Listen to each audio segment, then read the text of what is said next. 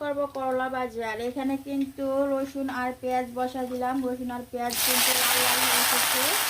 আর এখানে দিয়ে দিলাম করলা।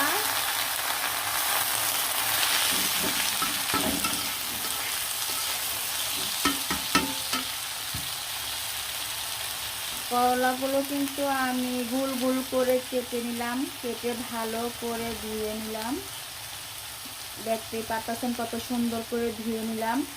আর এরকম গরমের মধ্যে কিন্তু কেউ ভালো মন্দ খাবার খেলে পেট কিন্তু খারাপ হয়ে যায়, তাদের জন্য বলতেছি এরকম করলা ভাজি করে খাবেন, দেখবেন পেট ঠিক হয়ে গেছে আর পেটের যন্ত্রণা থেকেও বেঁচে গেছেন।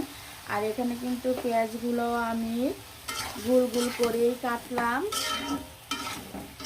পেঁয়াজগুলো দিয়ে দিলাম। এখানে কিন্তু আমি আর কোনো কিছু দিব না, শুধু